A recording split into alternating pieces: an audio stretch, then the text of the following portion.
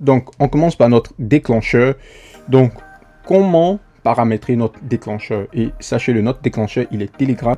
Donc, pour paramétrer notre déclencheur, nous avons besoin de ce qu'on appelle une clé token. Ok, donc la clé token nous donne juste accès à Telegram.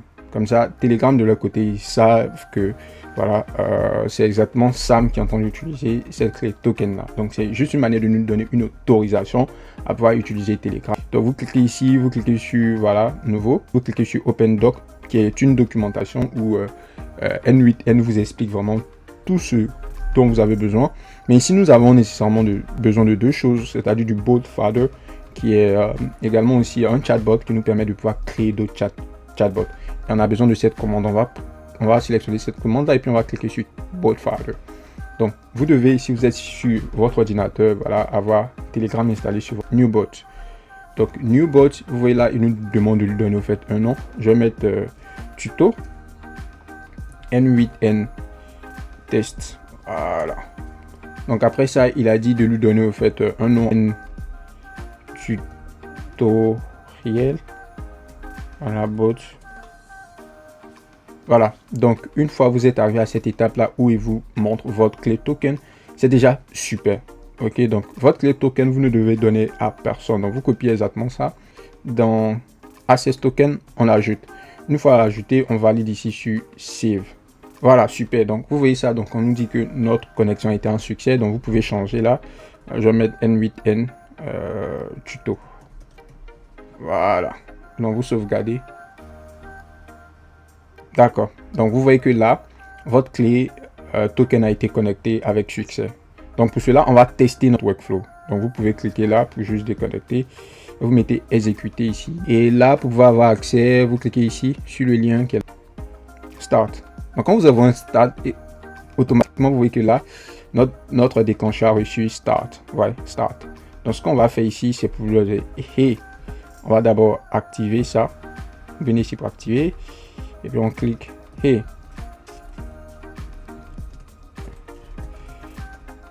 Ici, Sam. Abina. Comment vas-tu?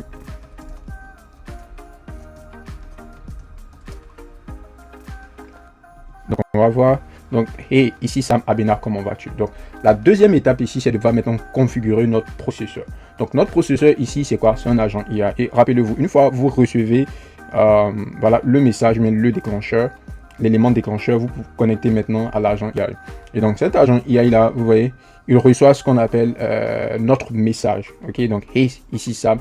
Abena, comment vas-tu? Donc, pour pouvoir trouver notre message, voilà, vous n'avez qu'à chercher. Vous avez vu qu'ici, on a hey, ici, Sam, comment vas-tu? Donc, vous prenez là et vous le collez là. Parce qu'on aimerait que, on n'aimerait pas mettre ici un message, par exemple, directement ici, hey, ici, Sam.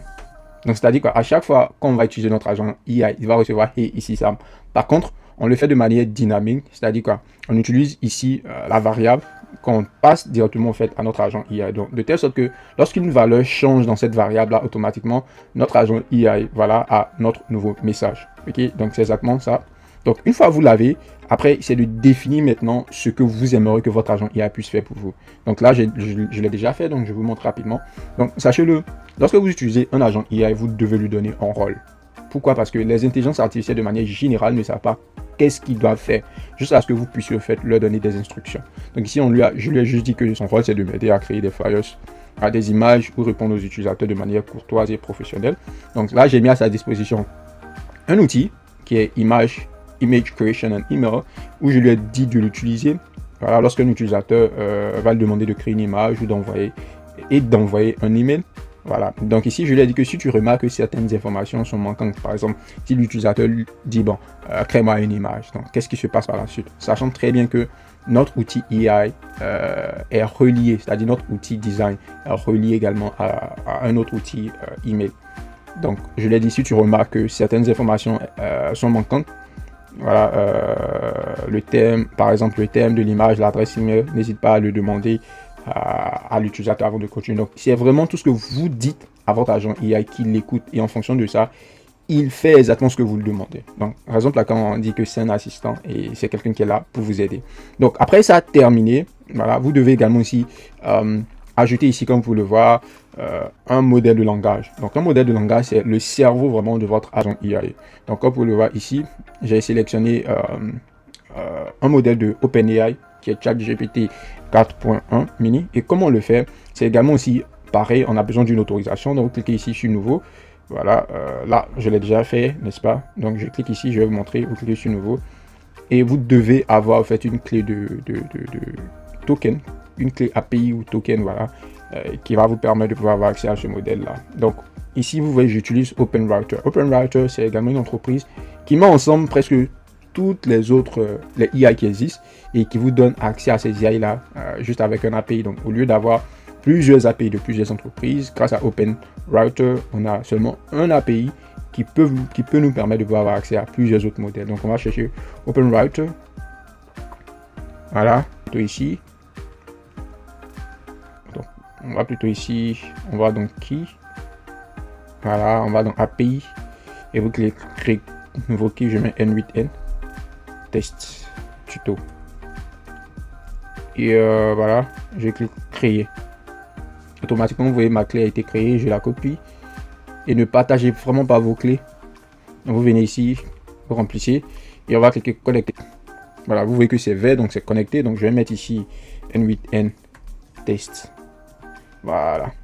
Une fois cela est fait, vous sauvegardez, vous enregistrez ici. Vous voyez là, on a plusieurs autres entreprises qui sont là. Donc on va prendre celui qui est par défaut, qui est ChatGPT.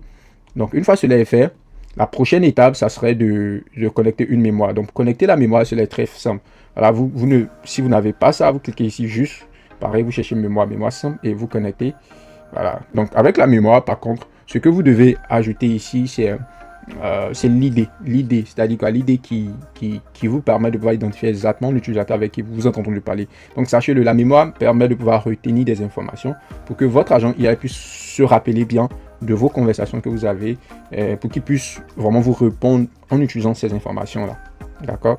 Donc ça, c'est ça. Donc vous devez utiliser ici l'idée, okay, du message que vous avez reçu. Voilà, donc comme vous pouvez le voir ici, l'idée ici c'est 78, 76, 93. Donc quand vous venez ici, vous allez voir que le message que nous avons reçu ici, l'idée, où est l'idée? 70. Voilà, donc c'est comme ça vraiment qu'on fait. Voilà, donc si vous voulez vraiment savoir même ici, vous pouvez même exécuter ça. Vous voyez, donc quand on vient ici, vous voyez que voici l'idée comme vous le voyez. Donc vous venez dans mapping et vous voyez exactement l'idée qui est là. D'accord. Donc une fois que vous avez vu l'idée, voilà, vous n'avez qu'à mettre ça là. Voilà, et que vous voyez qu'on a l'idée. Voilà. Donc c'est exactement ça. Donc après l'idée, voilà, nous avons maintenant notre outil. Donc notre outil rapidement, c'est que nous l'avons créé comme un sous-workflow. Donc ce sous-workflow là, vous cliquez juste là. Voilà, et il prend des éléments en entrée comme la description, comme l'email, comme le sujet, comme le message. Et là, ce qui est intéressant, c'est qu'on a laissé l'intelligence artificielle définir, voilà, ces entrées-là. Pourquoi? Parce que on aimerait qu'il puisse, parce que c'est lui qui reçoit, voilà, en entrée notre message là. Donc, il est bien outillé pour savoir exactement ce que nous avons demandé. Mais encore même là, voilà, vous devez lui donner plus de détails. Okay, sinon, il ne va pas savoir quoi remplir. Mais peut-être que vous ne comprenez pas qu'est-ce qu'est prompt, qu'est-ce qu'est email, pourquoi est-ce qu'on a mis tous ces éléments-là. Donc, on va partir d'abord dans notre sous-workflow. Voici notre sous-workflow. Vous voyez, donc vous voyez que là, il attend aussi quelques variables. Donc, il attend ici un prompt. Pourquoi un prompt? Parce qu'on a besoin du prompt là ici pour pouvoir générer notre image ou bien notre flyers. Et ici, on a besoin de convertir notre image, raison pour laquelle on a utilisé un convertisseur. Voilà, et puis ici on envoie. Donc vous voyez que là, pour pouvoir envoyer notre image, on a besoin de quoi? D'un email, on a besoin de quoi? D'un sujet, on a besoin ici de quoi? Du contenu du message, n'est-ce pas? Et puis ici on a besoin de la donnée en question, c'est-à-dire de l'image qu'on envoie. Donc c'est exactement ça. Donc la raison pour laquelle vous voyez ici dans notre workflow, surtout à ce niveau-là, vous voyez qu'on a ces quatre, on a prompt, on a email, on a subject, on a message. C'est parce que dans notre sous-workflow, voilà, il nous faut ça également. Comme vous avez vu ici, on a prompt, on a email, on a subject et puis on a message. D'accord? Donc, c'est une manière de faire passer ces informations-là à partir d'ici à là. Ok, donc la raison pour laquelle aussi on crée les workflows, c'est parce que on n'aimerait pas surcharger, ok, notre environnement de travail. Mais pas seulement ça, c'est également aussi très très intéressant si vous êtes en train de construire plusieurs autres workflows et donc vous avez besoin exactement du même élément. D'accord? Donc une fois cela est fait, vous voyez là, je vais vous montrer ici exactement. Donc une fois cela, dès que vous recevez aussi ces différents entrées là, ce qu'on fait c'est que ici on part dans HTTPS, nous permettre de pouvoir envoyer notre requête vers les API de OpenAI. Voilà, pour générer ce flyers là. Donc pour ce faire, on a besoin vraiment d'une clé API. On a besoin aussi de remplir ces éléments là. Ok, donc comment on le fait? Je vous montre. Donc d'abord, vous venez ici, vous cherchez HTTP. Donc vous voyez que là on a HTTP. Donc vous voyez ici on a la méthode. Donc il y a exactement aussi deux méthodes que vous devez connaître ici. Donc il y a la méthode get qui permet de pouvoir obtenir. Et puis il y a la méthode post. Donc la méthode post qui permet de pouvoir envoyer.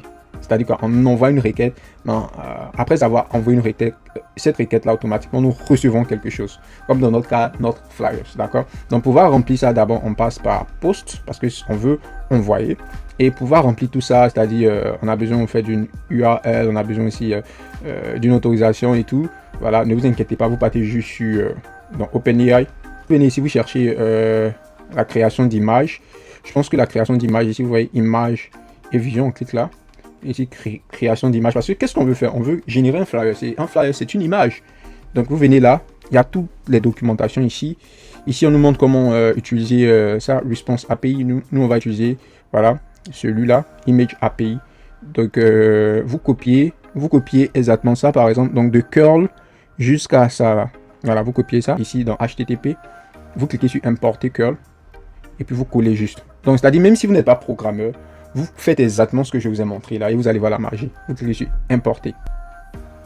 Donc vous voyez que automatiquement tout ça est rempli. Je ne sais pas si vous êtes rendu compte. Donc ici vous voyez ici on a authentification, ici on a scenarios, tout ça, ça ne nous intéresse pas. Mais ce que vous devez changer, voilà, vous venez ici, vous voyez OpenAI API Key. Donc là c'est maintenant vous avez besoin aussi d'avoir une clé API de OpenAI.